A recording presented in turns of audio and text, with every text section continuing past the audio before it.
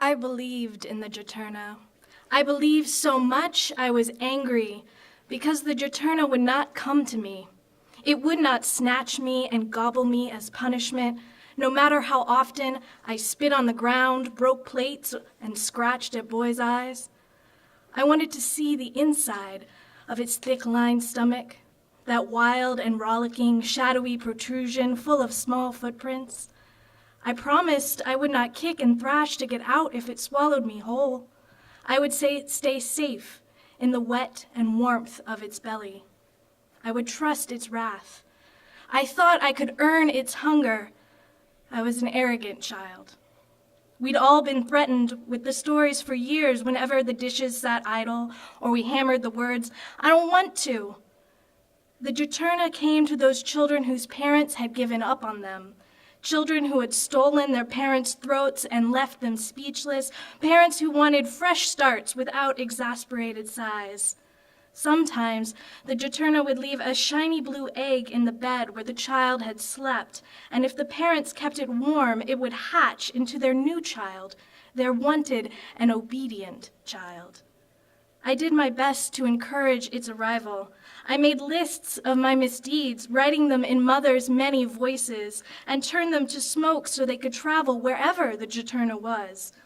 When she found all the fuel in her lighters used up, and my blistered and ashy hands, she threatened me with the Juturna. I could not stop smiling, no matter how much it angered her. And that anger was fuel too, was it not? We burned there together. Sadly, thick sludge did not rise from the floorboards. It did not congeal into marvelous shapes in the still air. Nothing crawled or retched over the bed sheets and out of the shadows.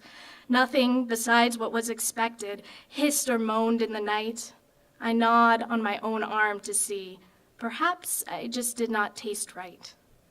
The Juturna did not come, but Balak did. With his sing-song voice and inability to walk a straight line. He came for Mother, but she was not home, so I let him in. His shoes are too big for him. No, it's his feet. No, it's his knees. They go different directions. His entourage was vast and whispered such rumors constantly, but they adored him despite his odd way of walking. They laughed when he laughed and wept when he wept, an echo chamber of emotions. It swept you away without warning. Laughing or crying over the many cups hooked around his many fingers, you could not help but join him. His energy was short-lived, though, and Mother took so long to come home. He collapsed on the dusty rug from the waiting. I did what Grandmother had told me to do if ever he entered the house without an invitation. I gave him cookies and tea and showed him the open window and the bright new day. He couldn't stay. The Juturna would never act with such a sensitive audience.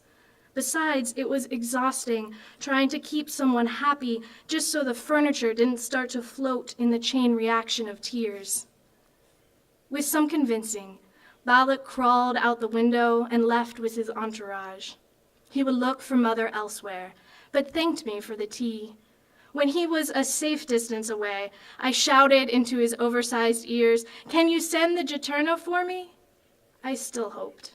He shook his head and wept, and his followers wept, until the water churned the dust into mud.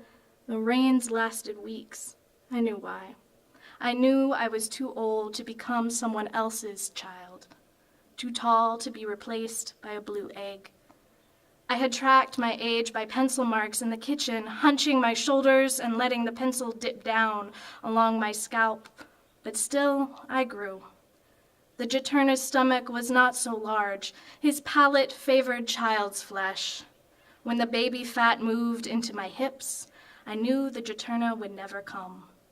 Still, I believed in his absence as much as I had in his presence, and in that belief I saw the shadow he left behind. I could sense him in other houses. Jealousy was my bread. I knew the Juturna came for the boy with the clicking jaw and the mealworm-colored sweater and the cauliflower ears.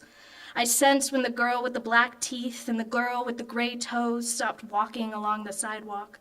No one counted them but me. There were always other explanations, ways to turn those gobbled into runaways or never-wases. I I send my smoke signals still. The Juturna is slow moving, and so I stay and wait, just in case. Balak has never come back to my house. He knows not to look for Mother here. She is too quiet now.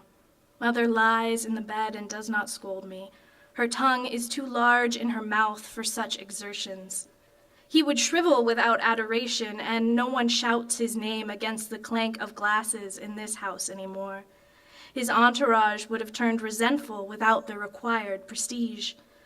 I imagine he's in the West Country, where the trees are larger and the water tastes like sour mash whiskey.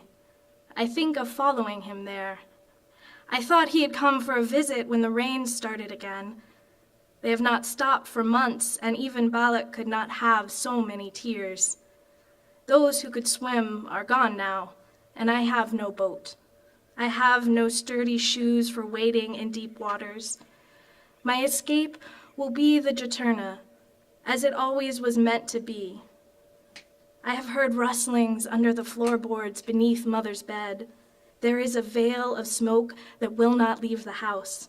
It stays because the Juturna is almost here.